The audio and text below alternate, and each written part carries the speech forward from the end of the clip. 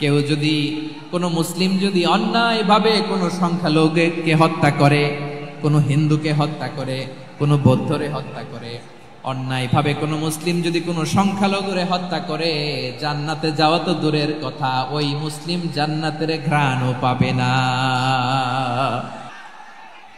বিশ্বনবীর আহ্বান শুনে ওই আহ্বানে সাড়া দিয়ে ইহুদি ছেলে শাহাদা পড়ে মুসলমান হয়ে গেল। তার হৃদয়টারে ইমানের নূর দিয়ে আলোকিত করে দিল কে?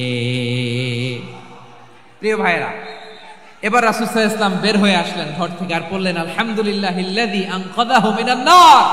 প্রশংসা সে আল্লাহর, যে আল্লাহ জাহান্নামে চলে যাচ্ছিল প্রায় এমন একটা লোককে মুহূর্তের মধ্যে কালেমায়ে শাহাদাতের বদৌলতে জান্নাতি বানায় দিলেন। আওয়াজ করে পড়েন সুবহানাল্লাহ।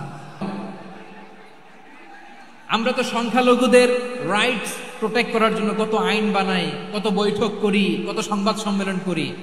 বিষ্ণু সাল্লাল্লাহু আলাইহি ওয়াসাল্লাম সংখ্যালঘুদের রাইটসের ব্যাপারে, অধিকারের ব্যাপারে যে কথা বলেছেন, শুনলে আপনি অবাক হয়ে যাবেন।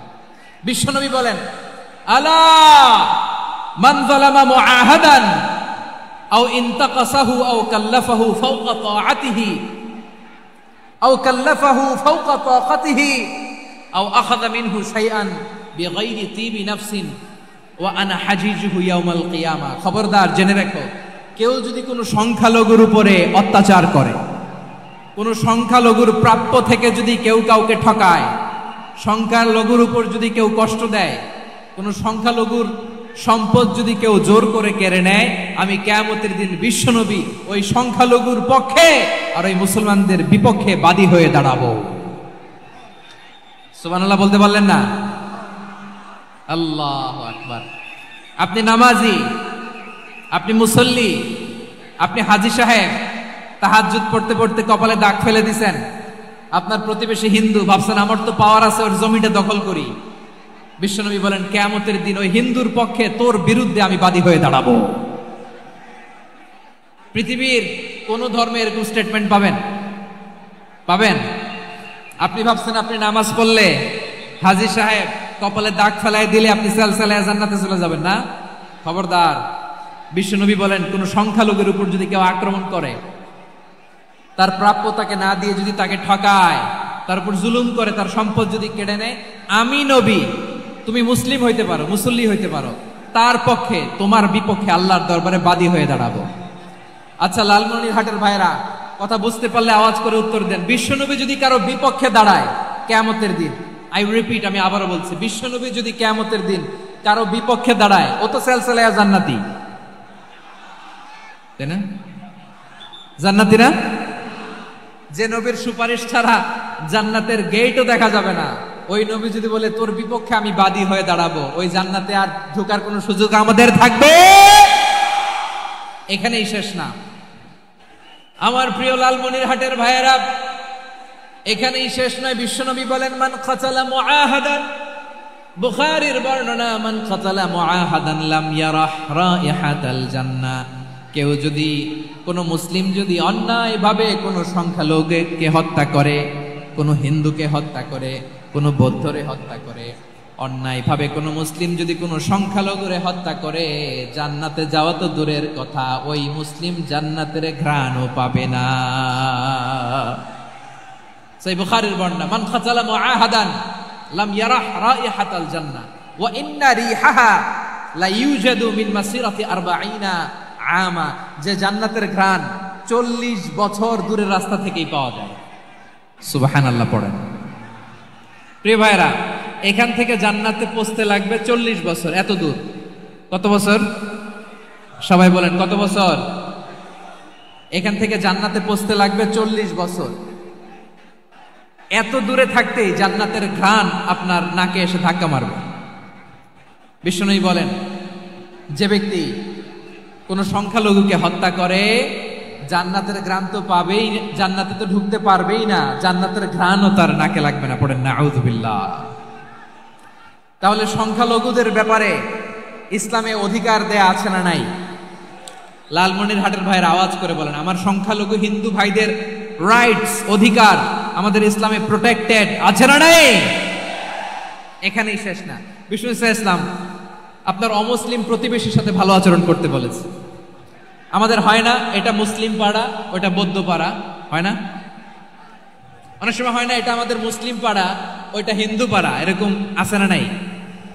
লালমনিরহাটে নাই না? আছে? হিন্দু যদি আপনার প্রতিবেশী হয় কি করবেন? ওরে কষ্ট দিবেন নাকি? কেন? ও তো হিন্দু, ও তো আমার আল্লাহরে ডাকে না, ওরে কষ্ট দিলে যায় যাবে না? খবরদার। বিষ্ণু ঈসা ইসলাম বলেন, মান কানা ইউমিনু বিল্লাহ ওয়াল ইয়াউমিল আখির ফালিউকরিম জারাহ, যে আল্লাহ বিশ্বাস করে আর আখিরাতে বিশ্বাস করে সেজন্য প্রতিবেশীর সাথে ভালো আচরণ করে। সুবহানাল্লাহ। কলিজা জুড়ায় যায় না আমার নবীর কথাগুলো শুনলে? যে আল্লাহ বিশ্বাস করে, যে আখিরাতে বিশ্বাস করে সেজন্য প্রতিবেশীর সাথে ভালো আচরণ করে। এখানে বলছে মুসলিম প্রতিবেশী বলছে, নামাজি প্রতিবেশী বলছে, আল্লাহওয়ালা প্রতিবেশী বলছে না। প্রতিবেশী আস্তিক হোক নাস্তিক হোক, প্রতিবেশী মুমিন হোক মুশরিক হোক, প্রতিবেশী হইলেই তার সাথে ভালো আচরণের দরকার আছে না নাই? আমার প্রিয় লালমনিরহাটের ভাইরা, বিষ্ণু ঈসা ইসলাম ওনার ইহুদি প্রতিবেশীদের দেখাশোনা করতেন। আমার প্রিয় ভাইরা, প্রতিবেশী আস্তিক হোক নাস্তিক হোক, মুসলিম হোক হিন্দু হোক, তার সাথে ভালো আচরণ করতে হবে। বিষ্ণু ঈসা ইসলাম ওনার ইহুদি প্রতিবেশীর বাসায় যেতেন। কোন প্রতিবেশী? ইহুদি। আওয়াজ করে বলেন, কোন প্রতিবেশী? ইহুদি। এক ইহুদি কিশোর বিষ্ণু ঈসা ইসলামের খেদমত করতে, ইহুদি ছেলে আমার নবীর খেদমত করতো, তারা ছিল নবীর প্রতিবেশী। তো অনেকদিন হয় ইহুদি ছেলেটা আসে না। বিষ্ণুনবী খোঁজ দিলেন, ঘটনা কি? একটা ইহুদি ছেলে না আমার খেদমতে আসতো, ছেলেটা কই?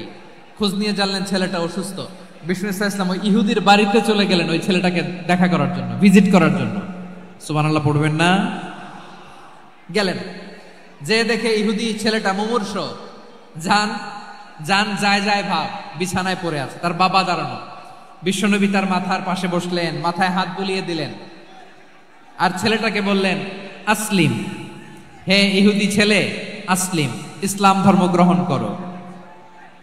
তো ছোট্ট ছেলে ভাবে আমরা ইহুদি, এখন ইসলাম ধর্ম গ্রহণ করলে আব্বা যদি বকা দেয়, ফানাযারা ইলা ওয়াজহি আবি, ছেলেটা তার বাবার চেহারার দিকে তাকালো, দেখি আব্বা কি কয়। আব্বা যদি বলে তাইলে ইসলাম ধর্ম গ্রহণ করবে। ইহুদি ছেলেটা তার বাবার দিকে যখন তাকালো, ওর বাবা বলে, আতি আবুল কাসিম, আবুল কাসিম যা বলে তাই করো। আবুল কাসিম হচ্ছে বিষ্ণু ঈসা ইসলামের একটা কুনিয়াত, উপনাম। আমার রাসূলের বড় ছেলের নাম ছিল কাসেম। যেমন দেখবেন আমাদের এলাকায় কারো ছেলের বড় ছেলের নাম যদি হয় আব্দুল্লাহ, এরা আব্দুল্লাহর বাপ বলে ডাকে। কারো বড় মেয়ের নাম যদি হয় ফাতেমা, এরা কি ডাকে? ফাতেমার বাপ বলে না? তো বিষ্ণু ঈসা ইসলামের বড় ছেলের নাম ছিল কাসেম। ইহুদি বাবা বলল, আতি আবুল কাসেম, আবুল কাসেম যা বলে তাই শোনো, মানে মোহাম্মদ যা বলে তাই শোনো। এই কথা শুনে ছেলে সাহস পাইছে, ছেলে আবার পড়তে আরম্ভ করলো, আশহাদু আল্লাহ ইলাহা ইল্লাল্লাহ ওয়া আশহাদু আন্না মুহাম্মাদার রাসূলুল্লাহ, পড়েন আল্লাহু আকবার। বিশ্বনবীর আহ্বান শুনে ওই আহ্বানে সাড়া দিয়ে ইহুদি ছেলে শাহাদা পড়ে মুসলমান হয়ে গেল। তার হৃদয়টারে ইমানের নূর দিয়ে আলোকিত করে দিল কে? প্রিয় ভাইরা, এবার রাসূল সাল্লাল্লাহু আলাইহি ওয়াসাল্লাম বের হয়ে আসলেন ঘর থেকে, আর বললেন, আলহামদুলিল্লাহিল্লাযী আনকাযাহু মিনান নার, প্রশংসা সে আল্লাহর যে আল্লাহ জাহান্নামে চলে যাচ্ছিল প্রায় এমন একটা লোককে মুহূর্তের মধ্যে কালেমায়ে শাহাদাতের বদৌলতে জান্নাতি বানায় দিলেন। আওয়াজ করে পড়েন সুবহানাল্লাহ। এই হাদিস থেকে আমরা কি শিখলাম? What is the moral of the story? এক নাম্বার স্টোরি হলো, প্রতিবেশী ইহুদি হোক হিন্দু হোক, যাবেন, সুসম্পর্ক রাখবেন, উপহার দিবেন, বিপদে পাশে দাঁড়াবেন, তাইলেই তো আপনাদের প্রতি, মুসলমানদের প্রতি তারা আকৃষ্ট হবে, ঠিক কিনা বলেন? আপনি যদি হিন্দুদের সাথে বৌদ্ধদের সাথে নাই মিশেন, নাস্তিকের কাছে নাই যান, তো ইসলামের সৌন্দর্যটা ওরা বুঝবে কেমনে? আমার অনেক হিন্দু পরিচিত ভাই আছে, ওরা আমাদের ইফতারির প্রোগ্রামে এসে একসাথে ইফতারি করে। অনেক মদখোর আমার সাথে বসে একসাথে ডিনার করে, হাফ প্যান্ট পরা, গলায় স্বর্ণের চেইন, হাতে স্বর্ণের ব্রেসলেট, আইসা আমার সাথে ডিনার করছে, আছে এরকম। গাঁজাখোর, আমি বলি আসো, welcome welcome to my dinner, আসো বসো, বসলেই তো আমি ওর ডিএনএ, চিন্তার ডিএনএ চেঞ্জ করে দেওয়ার সুযোগ পাবো। চিল্লায় বলো ঠিক কিনা? আসতে হবে আমার কাছে। Our door is open. The door of Islam is open 24/7. সব সময় আমাদের ইসলামের দরজা আমার অমুসলিম ভাইদের জন্য খোলা আছে না নাই? এই হাদিস থেকে দুইটা শিক্ষা। এক নম্বর শিক্ষা, প্রতিবেশী মুসলিম হোক অমুসলিম হোক, যান, অসুস্থ হইলে একটু আপেল নিয়ে যান, আঙ্গুর নিয়ে যান, কমলা নিয়ে যান, তাদের সাথে ভালো আচরণ করেন। ইসলামের বিউটি দেখে, সৌন্দর্য দেখে অবাক হবে, নসিব ভালো হলে কোনোদিন কালিমা পড়ে মুসলমান হয়ে যাবে। ঠিক কিনা বলেন? তাহলে অমুসলিমের সাথে ভালো সম্পর্ক। বিশ্বনবী ইহুদির বাড়িতে গেলেন, ইহুদির বাড়ি, আর আমার মুসলমান ভাই আমার কাফের বলে, এরকম আছে না নাই? মুসলিমরা দেখতে পারে না, সহ্য করতে পারে। বিশ্বনবী সাল্লাল্লাহু আলাইহি ওয়াসাল্লাম ইহুদির বাড়িতে গেলেন, এটা একটা শিক্ষা। আরেকটা শিক্ষা হলো